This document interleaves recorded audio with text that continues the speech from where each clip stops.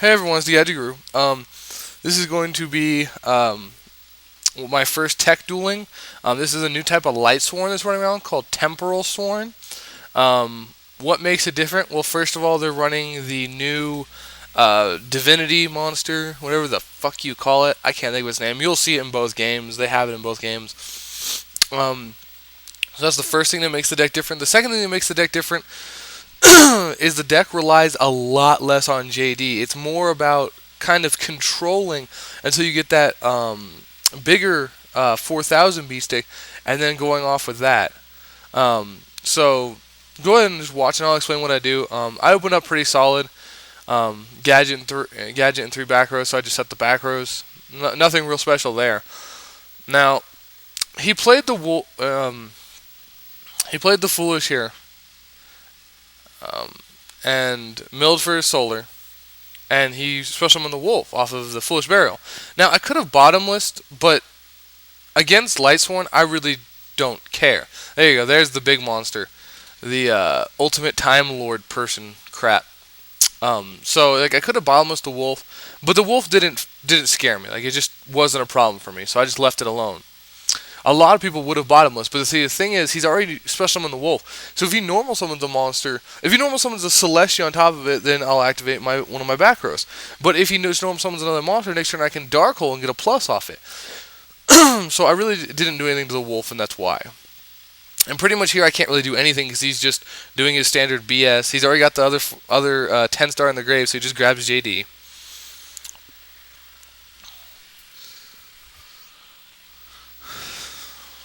And they see he normal summons Aaron, and I'm like, okay, I'll take the damage. A little bit of damage to gadgets is nothing. Like it doesn't really bother me.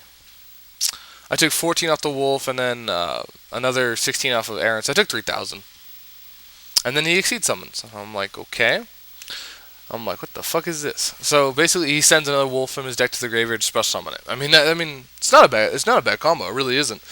That's another card they run differently. They actually run exceeds, like this one. They run a bunch of different ones, but that's one of them, and it gives them more power. Unfortunately, Dark Hole still rapes them.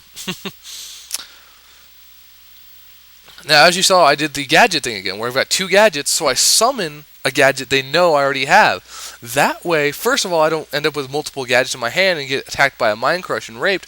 And second of all, if they do have the Solemn Warning, they'll be like, I don't want a Solemn Warning. Now, as you saw, I was ready to activate Trap Hole, and then he's like, oh, yeah, guess what, I'm going to do this. And I'm like, oh, gay. And then he pitches the JD, and I'm like, what the fuck? But then it makes more sense when he grabs the BLS. I'm like, he needs the BLS. And of course, I'm ready for it. I'm just like, yeah, you can fuck off.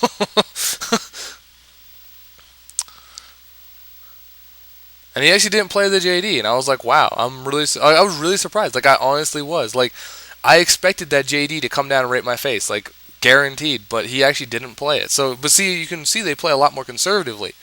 Now, I got the Solemn Warning, which is like lol rape, because now I got Solemn Judgment, Solemn Warning, and Trap Hole. I mean, there's nothing he can fucking do, pretty much.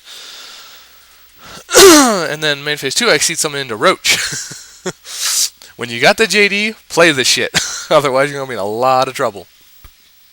So he draws, and he forgets about JD. So, I'm like, JD goes to your hand. See, I'm the one player that'll do that. A lot of players won't say anything, but I think that's dishonest. Like, if I win a game, I want to win by winning.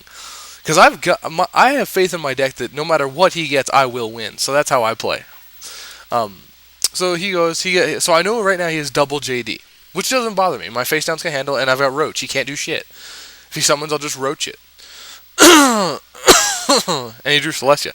So as you see, he plays Beckoning, gets a JD, but he can't get the other JD, so he gets a Lila and an Honest. I'm like, LOL, go for it. Trap Hole, bitch, get off my field. So, I mean, really, it's just like, you put him into a corner, and then you just control lock him. I mean, that's what this deck really does. And when I'm playing against Lightsworn, you've got to go offensive. Like, you just have to, because the deck is way too sacky. I mean, yeah, it's kind of slow and inconsistent when it starts off, but now that he's holding, like, double JD in hand, or was holding double JD, I mean, you can't let up on the deck. I mean, it'll eat you alive if you let it. So I'm playing full aggression here.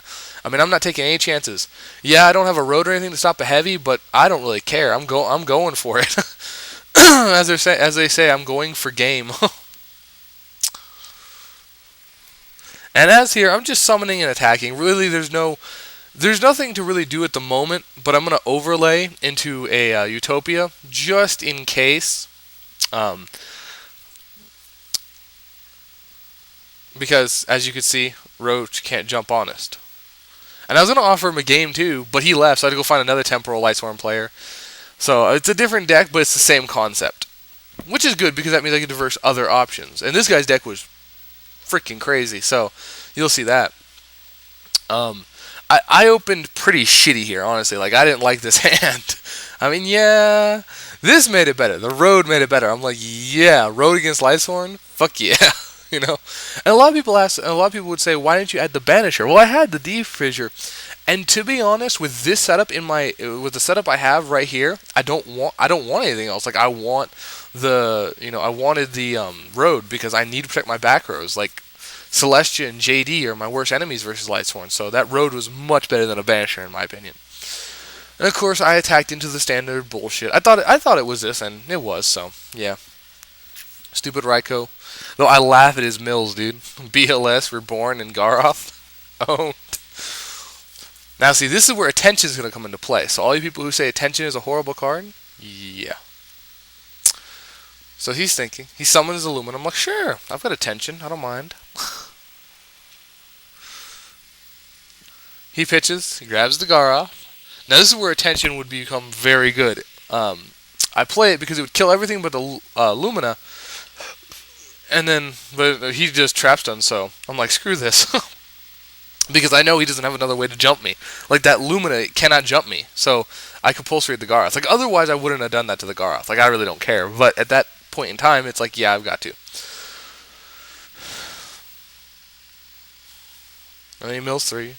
Solar, Foolish, and Burial. Lol. So pretty much, like, the attention would have been very good because it would have destroyed everything but the Lumina, and then next round I just summon a gadget and jump the Lumina. I mean, it really doesn't matter. There's nothing he could have done. I mean, even if he got something bigger, I got the smashing, so it really didn't bother me. And that's why I think attention is amazing, because when it comes into situations like that where they try and swarm you, you can just say no. Oh, I'm going to sit here and swarm you. I think not, douchebag. See, of course, here, again, let's go into Roach. Now, I don't run 2 Roach because I don't go into it a lot. I only go into it against maybe Lightsworn and maybe Dragons. So I don't go into Roach much. I might put a second in just so I have the option there to go into it multiple times. I'm not sure. I'm still debating that. But basically, here, I attacked with the Roach because it's the biggest, and I guaranteed it was a Raikou. Because, when they're in bad positions, that's what they do. Set Raikou, and it can handle almost anything. I got another attention, which was cool. I was like, yay, set attention. And of course, she's a douchebag and goes MST, and I'm like, damn it. That's my attention. Stop killing it.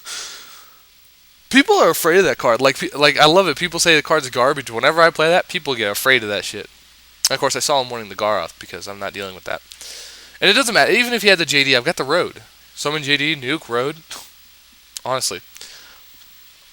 So I go through my deck again, do standard shenanigans. Now this is actually something I always do. I attack before I exceed, and people say, why do you do that? It would be the same amount of damage with a Utopia. Well, yes, but this way, if they have the Trag, they'll try and drop the Trag so they can take my gadget. At which point I go into main phase 2 and exceed, and they can no longer take my gadget. It baits out their options very nicely. That's what I use it for. Of course, he summons the JD, and I'm like, okay. He's like, attempt to pay 1,000. I'm like, you can pay the 1,000. I'm just going to Road you.